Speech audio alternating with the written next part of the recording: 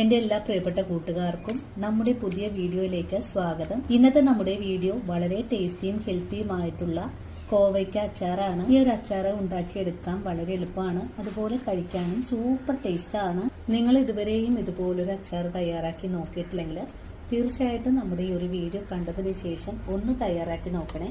വളരെ ടേസ്റ്റ് ആണ്. അതുപോലെ തന്നെ കോവയ്ക്ക ഡയബറ്റിക് പേഷ്യൻസിനൊക്കെ വളരെ ഉത്തമമായ ഒന്നാണ്. ഈ അച്ചാറിന്റെ ഗ്രേവി കൂട്ടുന്നതിനായിട്ട് ഞാൻ ഇതിലേക്ക് ചേർക്കുന്ന കാര്യങ്ങൾ ആദ്യമേ തന്നെ ഞാൻ നിങ്ങൾക്ക് വേണ്ടിയിട്ട് കാണിച്ചു തരുന്നുണ്ട്. പലപ്പോഴായിട്ട് ഒരുപാട് പേരെന്നോട് ചോദിക്കുന്ന ഒരു സംശയം കൂടിയാണ്, അതുകൊണ്ടാണ് ഈ കാര്യങ്ങൾക്ക് ആദ്യം കാണിച്ചിട്ടുള്ളത്. നല്ലൊരു പാചകം പഠിക്കുന്നതിനായിട്ട് വീഡിയോ സ്കിപ്പ് ചെയ്യാതെ വേണേ കൂട്ടുകാരെ കാണാനായിട്ട്. അതുപോലെ വീഡിയോ കണ്ടുകൊണ്ടിരിക്കുമ്പോൾ നിങ്ങൾക്ക് ഇഷ്ടപ്പെടുവാണെങ്കിൽ നിങ്ങളുടെ വിലയേറിയ ലൈക്ക് തരാനും, വീഡിയോ കണ്ട് നിങ്ങൾ ട്രൈ ചെയ്ത് നോക്കുമ്പോൾ നിങ്ങൾക്ക് കിട്ടിയ ഈ ഒരു അറിവ് നിങ്ങളുടെ കൂട്ടുകാരിലേക്കൊന്ന് ഷെയർ ചെയ്ത് കൊടുക്കാനും മറക്കരുത്. അപ്പോൾ ഉടൻ തന്നെ നമുക്ക് നമ്മുടെ വീഡിയോ കാണാൻ പോകാം. കോവയ്ക്ക അച്ചാർ തയ്യാറാക്കി എടുക്കാനും വേണ്ടിയിട്ട് ഞാനിവിടെ 1 കിലോ അളവിലാണ് കോവയ്ക്ക കഴുകി വൃത്തിയാക്കി ഇതിന്റെ വെള്ളമെല്ലാം ഒന്ന് തുടച്ചു വെച്ചിരിക്കുവാണ്. നമുക്ക് ഈ കോവയ്ക്ക ഒന്ന് കട്ട് ചെയ്തെടുക്കാം. ഒരു കോവയ്ക്ക ഇതുപോലെ എടുക്കാം, ഈ ഒരു രീതിയിൽ കട്ട് ചെയ്തെടുക്കാം. ഈ ഒരു രീതിയിലാണ് ഞാനിവിടെ കട്ട് ചെയ്തെടുക്കുന്നത്. നാടൻ കോവയ്ക്കാണ് കേട്ടോ, വീട്ടിൽ നിന്ന് പറിച്ച കോവയ്ക്കാണ്. അങ്ങനെ ഇതേപോലെ തന്നെ നമുക്കെല്ലാം ഒന്ന് കട്ട് ചെയ്തെടുക്കാം. അങ്ങനെ കോവയ്ക്ക ഞാനിവിടെ എല്ലാം ഒന്ന് കട്ട് ചെയ്തെടുത്തിട്ടുണ്ട്. ഇനി നമുക്കിതിലേക്ക് ഒരു മാരിനേഷൻ ഉണ്ട്. ആദ്യം തന്നെ നമുക്കിതിലേക്ക് കുറച്ച് കറിവേപ്പില ചേർക്കാം. ഇനി ഇതിലേക്ക് ഒരു നുള്ള് മഞ്ഞൾപ്പൊടി ചേർക്കാം. ഇനി കോവയ്ക്കൊക്കെ ആവശ്യമായ ഉപ്പും കൂടെ ചേർക്കാം. പിന്നെ നമുക്കിതെല്ലാം കൂട്ടിച്ചേർത്ത് ഒന്ന് ഇളക്കി കൊടുക്കാം. നമ്മുടെ കൂട്ടുകാരോടൊരു കാര്യമൊക്കെ പറയാനുണ്ട് കേട്ടോ. വേറൊന്നുമല്ല, ഞാൻ 2 വീഡിയോ വീട്ടിൽ നിൽക്കുന്ന വേഷത്തിൽ തന്നെയാണ് ചെയ്തിട്ടുള്ളത്. നമ്മുടെ വീട്ടിൽ നിത്യം ഇടുന്ന നൈറ്റി ഇട്ടിട്ടാണ് ചെയ്തിട്ടുള്ളത്. അതിന് എന്നെ ഷക്കീല അതുപോലെ വ്യൂ കൂട്ടാനും വേണ്ടിയിട്ട് ഇങ്ങനത്തെ ഡ്രസ്സൊക്കെ ഇട്ട് നിൽക്കുന്ന നാണമില്ലേ അങ്ങനെയൊക്കെ ചോദിച്ച് കുറേ കമൻറ്റ്സ് ഉണ്ടായിരുന്നു കേട്ടോ. വായിച്ചപ്പോൾ വിഷമമൊന്നും തോന്നിയില്ല, കാരണം നമ്മളിത് ഒരുപാട് കണ്ടതും കേട്ടതൊക്കെയാണ്. വീഡിയോ എടുക്കാനായിട്ട് നമുക്ക് ഒരുപാട് സമയം ആവശ്യമാണ്. ഇപ്പോൾ രാവിലെ നിന്നാലാണ് ഒരു 3 മണിയൊക്കെ ആകുമ്പോൾ നമുക്ക് വീഡിയോയുടെ കാര്യങ്ങൾ കഴിയണത്.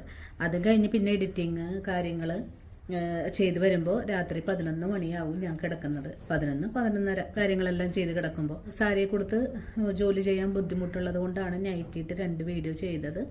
അത് നമ്മുടെ സാധാരണ വീട്ടിൽ നിൽക്കുന്ന ഒരു വേഷത്തിൽ. അപ്പം അതിനങ്ങനെ പറഞ്ഞപ്പോൾ ആ പറഞ്ഞ ആളോട് എനിക്ക് പറയാനുണ്ട്, കഠിന അധ്വാനം ചെയ്തിട്ടാണ് ജീവിക്കുന്നത്. അന്യൻ്റെ 10 രൂപ പോലും ആഗ്രഹിക്കാറുമില്ല. നടുവൊടിഞ്ഞ് ജോലി ചെയ്തിട്ട് തന്നെയാണ് ചോര നീരാക്കി എന്ന് തന്നെ പറയാം. ചോര നീരാക്കി തന്നെയാണ് ഓരോ ദിവസവും നമ്മൾ ജീവിക്കുന്നത്. ഞാൻ വലിയ ഗവൺമെന്റ് ഉദ്യോഗസ്ഥ ഒന്നും തന്നെയല്ല. ഞാൻ സാധാരണ ചൂട് കൊണ്ട് അധ്വാനിച്ച് വേർപ്പ് കത്തുന്ന തീയിൽ നിന്നുകൊണ്ട് തന്നെയാണ് എൻ്റെ ജീവിതം നടക്കുന്നത്. അപ്പം അതുകൊണ്ട് ഈ പറഞ്ഞ ആൾക്കാർക്ക് ഭഗവാൻ ആരോഗ്യവും ആയുസ്സും തരട്ടെ എന്ന് ആത്മാർത്ഥമായിട്ട് പ്രാർത്ഥിക്കുന്നു കേട്ടോ. പല വീഡിയോയിൽ ഞാൻ പറഞ്ഞിട്ടുണ്ട്, എൻ്റെ കൈ വരെയും ഇങ്ങനെ ചുളുങ്ങി ഈ ഒരു രീതിയിലായിപ്പോയി.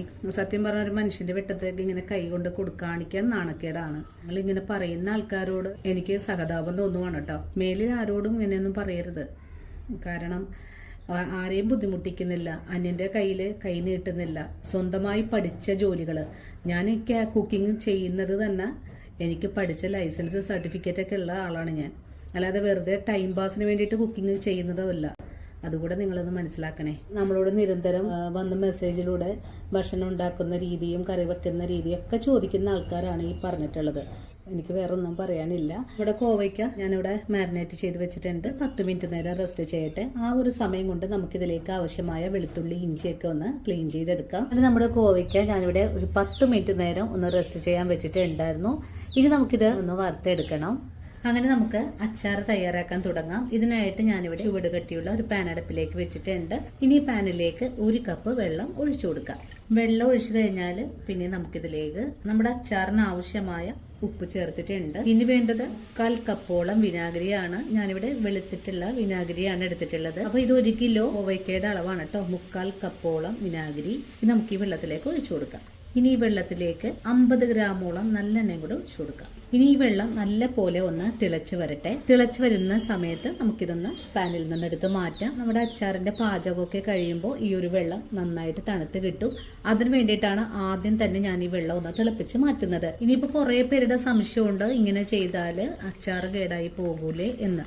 പക്ഷെ ഞാൻ ഒരുപാട് കാലങ്ങളായിട്ടുണ്ട് അച്ചാറുണ്ടാക്കി വിൽക്കുന്നു, അതുപോലെ ഒരുപാട് സ്ഥലത്തേക്കൊക്കെ കൊടുത്തു വിടുന്നു. ഇതുവരെയും ഒരാൾ ഒരു കംപ്ലൈന്റ് പറഞ്ഞിട്ടില്ല കേട്ടോ. അങ്ങനെ നമ്മുടെ വെള്ളം ഇപ്പോൾ നല്ല പോലെ ഒന്ന് തിളച്ചു തുടങ്ങിയിട്ടുണ്ട്. നമുക്ക് ഈ വെള്ളം മറ്റൊരു പാത്രത്തിലേക്ക് മാറ്റാം. വീണ്ടും അതേ പാൻ തന്നെ അടുപ്പിലേക്ക് വെച്ചിട്ടുണ്ട്. ഇനി പാൻ ഒന്ന് ചൂടായി വരുമ്പോൾ നമുക്ക് കുറച്ച് നല്ലെണ്ണ ഒഴിച്ചു കൊടുക്കാം. നമ്മുടെ അച്ചാറിന് ആവശ്യമായ നല്ലെണ്ണയാണ് നമ്മൾ ഒഴിച്ചു കൊടുക്കുന്നത്. ഞാനൊരു 150 ഗ്രാമോളം ഒഴിച്ചു കൊടുത്തിട്ടുണ്ട്. അങ്ങനെ നമ്മുടെ എണ്ണ നല്ല പോലെ ചൂടായി വന്നിട്ടുണ്ട്. നമുക്കിതിലേക്ക് ഉപ്പ് പുരട്ടി വെച്ചിരിക്കുന്ന കോവയ്ക്ക പീസുകൾ ഇട്ട് കൊടുക്കാം.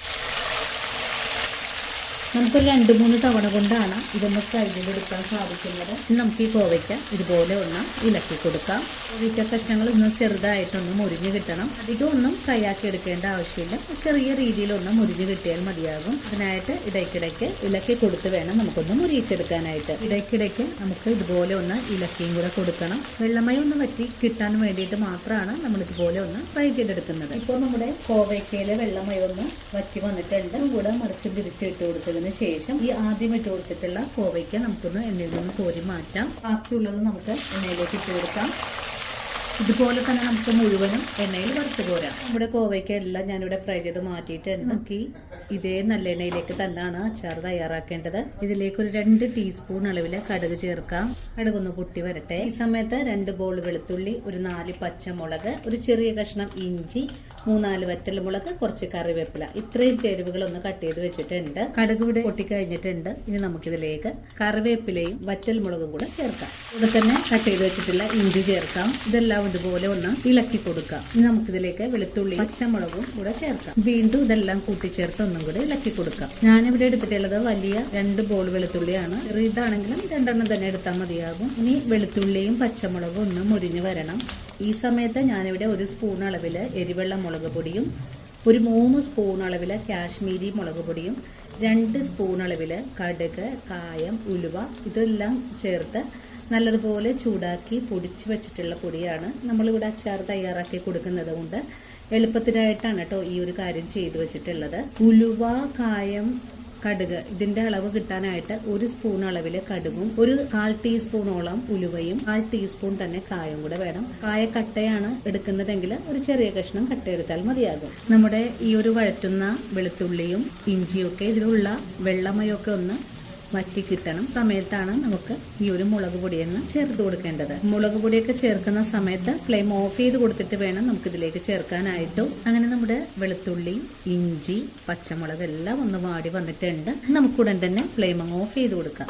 ഓഫ് ചെയ്ത് കൊടുത്തതിന് ശേഷം നമുക്ക് പൊടികൾ ചേർക്കാം. പൊടികൾ ചേർത്ത് കൊടുത്തിട്ട് ഇതുപോലെ ഒന്ന് ഇളക്കി യോജിപ്പിച്ചു കൊടുക്കാം. പൊടികളൊക്കെ നല്ലതുപോലെ ഇളക്കി യോജിപ്പിച്ചിട്ടുണ്ട്. ഇനി നമുക്ക് നമ്മൾ ഫ്രൈ ചെയ്ത് വെച്ചിരിക്കുന്ന കോവയ്ക്ക കഷ്ണങ്ങൾ ചേർക്കാം. ഇനി ഇതെല്ലാം കൂട്ടിച്ചേർത്ത് ഒന്നുകൂടി ഇളക്കി യോജിപ്പിച്ചു കൊടുക്കാം. അങ്ങനെ നമ്മൾ ഇതേപോലെ ഒന്ന് ഇളക്കി യോജിപ്പിച്ച് കൊടുത്തിട്ടുണ്ട്. ഈ ഒരു രീതിയിൽ നമ്മൾ ഇളക്കി യോജിപ്പിച്ച് കഴിഞ്ഞാൽ ഫ്ലെയിം ഓൺ ചെയ്ത് കൊടുക്കേണ്ട ആവശ്യമൊന്നും തന്നെ ഇല്ല. ഇനി നമ്മുടെ ഈ അച്ചാർ ഒന്ന് തണുത്ത് വരണം. തണുത്ത് വരാനായിട്ട് നമുക്കൊന്ന് വെയിറ്റ് ചെയ്യാം. ചട്ടിയുടെ ചൂട് കൊണ്ട് തന്നെ നമ്മുടെ ഈ ഒരു കോവയ്ക്ക കഷ്ണങ്ങളെല്ലാം തന്നെ ഈ മസാലയുമായിട്ട് തന്നെ ചേർന്ന് കിട്ടിക്കോളൂ. നിരത്തി ഇട്ട് കൊടുത്തതിന് ശേഷം നമുക്കൊന്ന് ചൂടാറി കിട്ടാനായിട്ടൊന്ന് വെയിറ്റ് ചെയ്യാം. അങ്ങനെ നമ്മുടെ അച്ചാറിന്റെ ചൂടൊക്കെ ഇവിടെ ആറി വന്നിട്ടുണ്ട്. തിളപ്പിച്ച് വെച്ചിട്ടുള്ള വെള്ളത്തിന്റെയും ചൂട് ആറി വന്നിട്ടുണ്ട്. ഇനി നമുക്ക് ഈ വെള്ളം അച്ചാറിലേക്ക് ചേർക്കുവാണ്. അതിനുശേഷം ഇതെല്ലാം കൂട്ടി യോജിപ്പിച്ച് ഒന്ന് ഇളക്കി കൊടുക്കാം. ഈ സമയത്ത് അച്ചാറിന് ഉപ്പ് പോരായ്മ ഉണ്ടെങ്കിൽ കുറച്ചൊക്കെ ഉപ്പ് ചേർത്ത് കൊടുക്കാൻ പറ്റുന്നതാണ്. അങ്ങനെ നമ്മുടെ വളരെ രുചികരമായിട്ടുള്ള കോവയ്ക്ക അച്ചാർ ഇവിടെ റെഡിയാണ്. ഇനി ചൂടാറി വരുമ്പോൾ ചില്ലി കുപ്പികളിലേക്ക് ആക്കിയിട്ട് അടച്ച് പൂട്ടി സൂക്ഷിക്കാം. അപ്പോൾ നമ്മുടെ വളരെ രുചികരമായിട്ടുള്ള കോവയ്ക്ക അച്ചാർ ഇവിടെ തയ്യാറായിട്ടുണ്ട്. എല്ലാവരും ഈ ഒരു രീതിയിൽ തയ്യാറാക്കി നോക്കണം. വളരെ ടേസ്റ്റാണ്. അതുപോലെ ഉണ്ടാക്കിയെടുക്കാനും വളരെ എളുപ്പവുമാണ്. അപ്പോൾ ഇന്നത്തെ നമ്മുടെ വീഡിയോയും എൻ്റെ കൂട്ടുകാർക്ക് ഒരുപോലെ തന്നെ ഇഷ്ടമായി എന്ന് തന്നെ വിശ്വസിക്കുന്നു. നമ്മുടെ ഈ ഒരു വീഡിയോ കണ്ട് ഈ ഒരു റെസിപ്പിയുടെ സ്വാദ് ഇഷ്ടപ്പെടുവാണെങ്കിൽ തീർച്ചയായിട്ടും നിങ്ങൾക്ക് കിട്ടിയ ഈ ഒരു അറിവ് നിങ്ങളുടെ കൂട്ടുകാരിലേക്കൊന്ന് ഷെയർ ചെയ്ത് കൊടുക്കാനും വീഡിയോ കുറിച്ചുള്ള അഭിപ്രായങ്ങളെല്ലാം കമൻസ് ആയിട്ട് അറിയിക്കാനും മറക്കരുത്. ഇനിയും ഇതുപോലുള്ള നല്ല നല്ല വീഡിയോസൊക്കെ ആയിട്ട് അടുത്ത ദിവസവും ഓടിയെത്തുന്നതാണ്. അതുവരെയും വീഡിയോ കണ്ട് സപ്പോർട്ട് ചെയ്ത എല്ലാ കൂട്ടുകാരോടും ഒത്തിരി നന്ദി സ്നേഹമൊക്കെ അറിയിച്ചുകൊണ്ട് നാളെ രാവിലെ ഓടിയെത്താം. അതുവരെയും ഒത്തിരി സ്നേഹത്തോടെ വീണ്ടും കാണാം.